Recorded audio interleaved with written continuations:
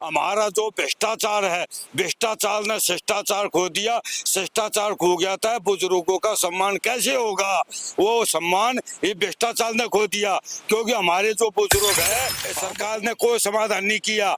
और जब इतने हमारे कोई भी, जब हमारा जो संगठन है वो हमारे पूरे हिंदुस्तान में 5,72,000 होमगार्ड हैं, और जो ऐसे सरकार करती रही तो बहुत ही जल्दी हम ऐसा काम करेंगे कि अपना एक संसद हमसे ही चुना जाएगा, कि जो लोकसभा में जो पेंशन का है, जो बेरोजगारी का है, और जो और भी कई मुद्दे हैं उनको लेके हम एक ऐसी प्लानिंग बना रहे हैं।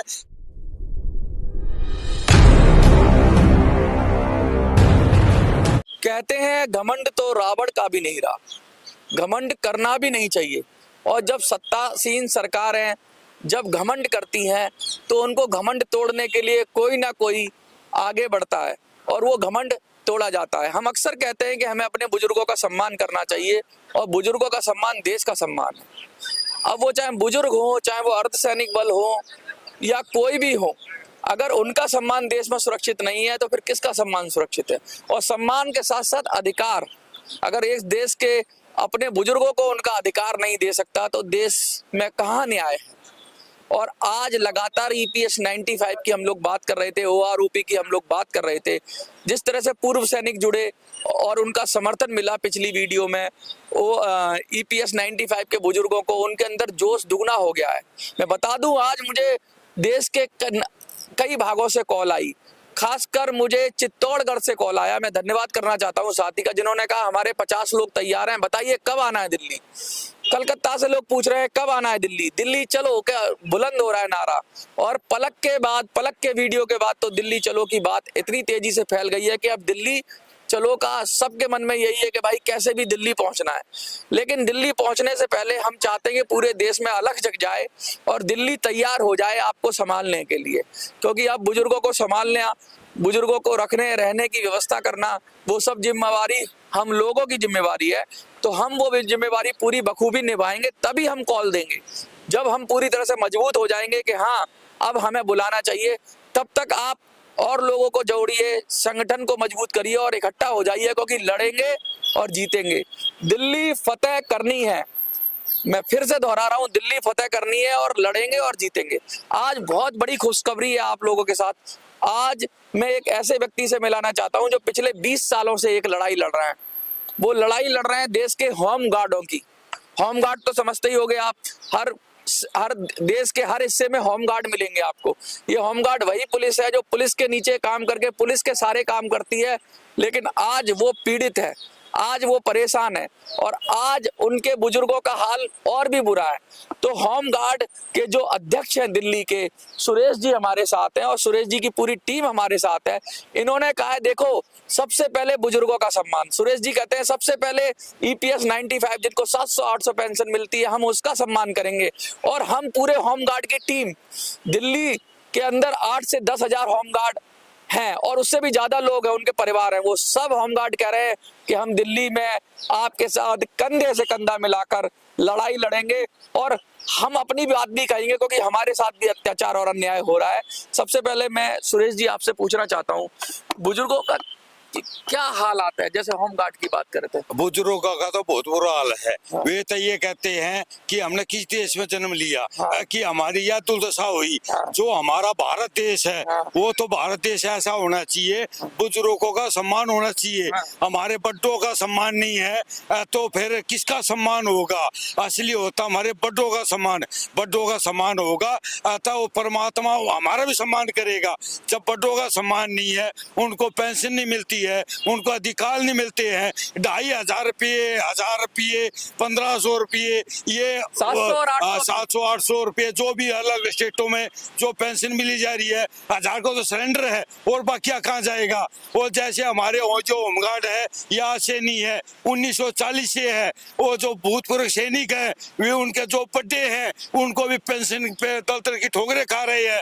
वही जो हमारे और अन्य विभागों में जैसे DTC वगैरह बहुत से विभाग विभाग है, जो बुजुर्ग हो चुके हैं और उनकी जो पेंशन है, पेंशन सरकार ने देनी चाहिए, क्योंकि न अपनी जेब से देनी है। सरकार का पैसा है, जनता का पैसा है, जनता में देना चाहिए। ये नहीं है कि अपनी टुकड़ी बजाओ और अपना आपे को खाओ और जनता जाओ भाड़ में, ऐसा नहीं करना चाहिए। हम बार बार सरकार से, जंतर मंत्र से, हम 22 सालों से हम यही मांग करते आ रहे हैं। भाई जो ये होमगार्ड है वे बेचारे बूढ़े हो चुके हैं, जो 1980 में भर्ती हुए थे वे इस टाइम पे 75 साल के हो चुके हैं।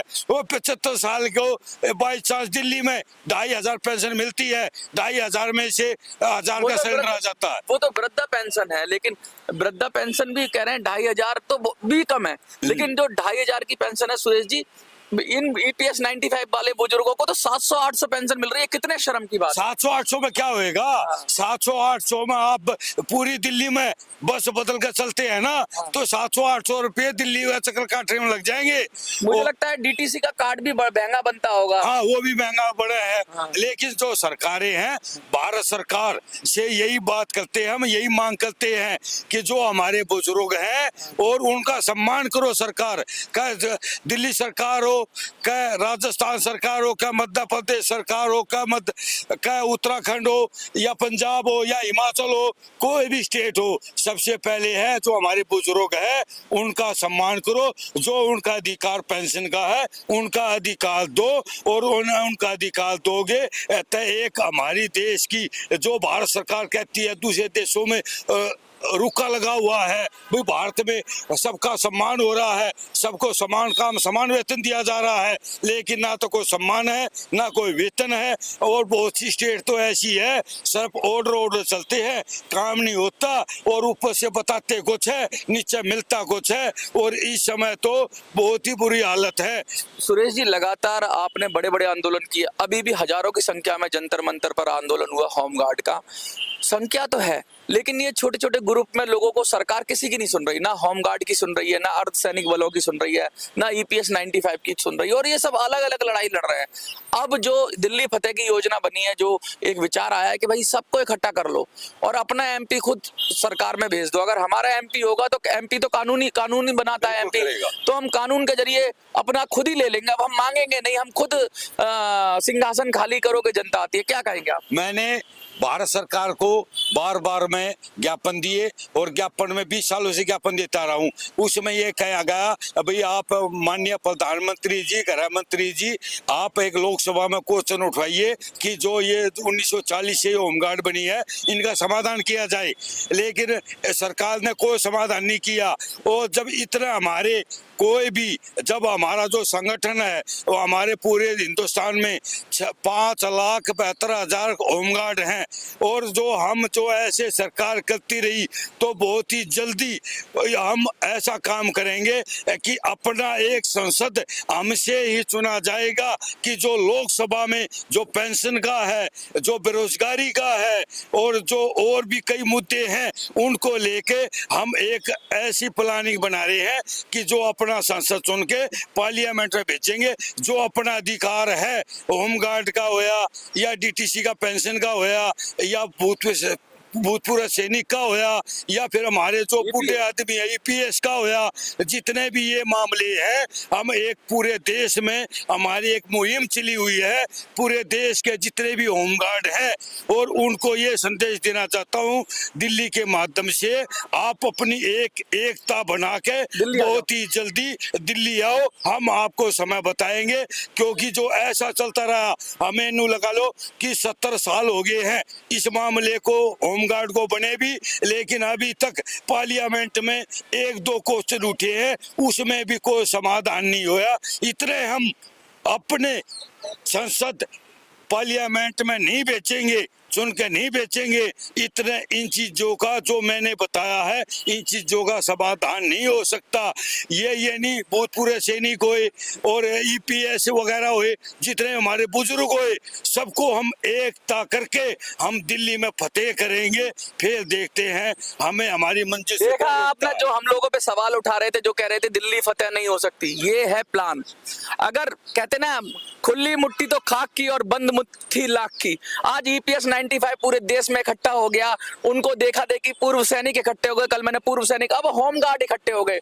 अरे भैया दिल्ली है कितनी सी, होम गार्ड, पूर्व सैनिक, और अगर ये सब आ गए दिल्ली के अंदर तो एक एक घर को समझाएंगे, एक एक घर में जाएंगे, अपना दुखड़ा रोएंगे, अपनी नाइंसाफी बताएंगे, और जब छोटी सी बच्ची पलक आपको समर्थन दे सकती है तो मुझे लगता है इस देश के होम गार्डों को, इस देश के पूर्व सैनिकों को, इस देश के ईपीएस 95 के बुजुर्गों को, सबसे पहले तो होम गार्ड भी कह रहे हैं, पूर्व सैनिकों ने भी कह दिया कि सबसे पहले ईपीएस 95, क्योंकि बुजुर्ग सबसे पहले हमारे, क्योंकि वो ईपीएस 95 वाले बुजुर्ग होम गार्ड में भी, होम गार्ड वाले भी ये कह रहे हैं कि भाई 70 साल वालों को पहले, हमारे बुजुर्गों का सम्मान पहले, और हमारा सांसद की ये जिम्मेवारी होगी, जो भी सांसद बनेगा वो हम सबका ख्याल रखेगा, वो होम गार्ड का रखेगा, वो पूर्व सैनिकों का रखेगा, और वो मुद्दा उठाएगा संसद में। ये सांसद जो होगा वो बिकाऊ नहीं होगा, ये सांसद आपके अंदर से निकला हुआ सांसद होगा, और ये सांसद जो होंगे दिल्ली फतेह करने वाले सांसद, ये अपनी सरकार बनाएंगे, अपनी सरकार, या जो भी सरकार बनेगी, चाहे कांग्रेस की बने या बीजेपी की,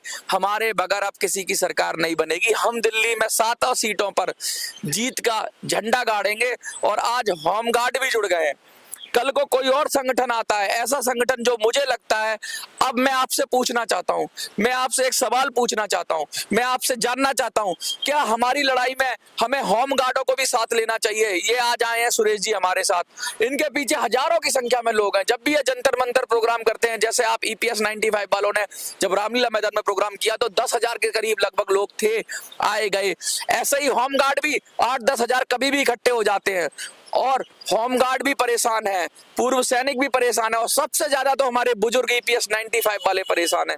सर क्या लगता है कि दिल्ली चलो की जो कॉल दी है वो दे देनी चाहिए, लोगों को बुला लेना चाहिए दिल्ली? वो तो मैं चाहता हूँ 100% देनी चाहिए, और सबको आना चाहिए। हाँ। क्योंकि हम जो लड़ाई लड़ने जा रहे हैं, क्योंकि हम लड़ते लड़ते हार चुके इन लोगों से, मगर अब हम अपना लड़ाई लड़ेंगे। हाँ। हमको बुलाना है, और सबसे यही अनुरोध करता हूँ कि जितना भी जनसंख्या बढ़ा के दिल्ली पहुंचो, हाँ। और दिल्ली को फतेह करनी है। मैं सातों सीटों पे हमें फतेह करनी है, तो हमें अपना एमपी चाहिए अब इनके लिए। हाँ। क्योंकि हम हार चुके हैं, ये लोग हमारी सुनते नहीं है। हाँ। हम कह हाथ जोड़ जोड़ के हार चुके हैं, मगर ये हमारी नहीं सुनते। अब हमें अपना आदमी भेजना है, इन्हीं के बीच में से भेजना है, इन्हीं को बुला के भेजना। कितनी बड़ी बात कह रहे हैं कि जो होम गार्ड कह रहे हैं कि हमें अपना आदमी भेजना है और अपने बीच में से भेजना है और दिल्ली फतेह करनी है, और एक ग्रुप फतेह नहीं कर सकता। शायद ईपीएस 95 फतेह ना कर पाए, शायद ओआरओपी दिल्ली को फतेह ना कर पाए, शायद होम गार्ड अकेला दिल्ली को फतेह ना कर पाए, लेकिन जब ये मुट्ठी बंधेगी तो ये मुंह पे पड़ेगी किसके?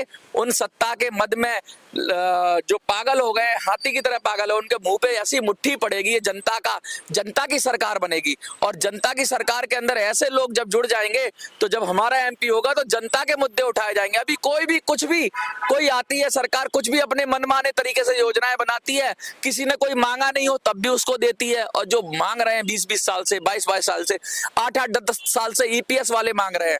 ओआरओपी भी 8-10 साल का संघर्ष हो गया उनका, पता, और भी पुराना संघर्ष हो गया। कब से लोग मांग रहे हैं कि भाई हमारे साथ न्याय करो, हमारे साथ जो न्याय होना चाहिए। लेकिन क्या है कि ये अपनी लड़ाई अलग लड़ रहे हैं, ये अपनी लड़ाई अलग लड़ रहे हैं, और लगभग सबकी लड़ाई एक जैसी है।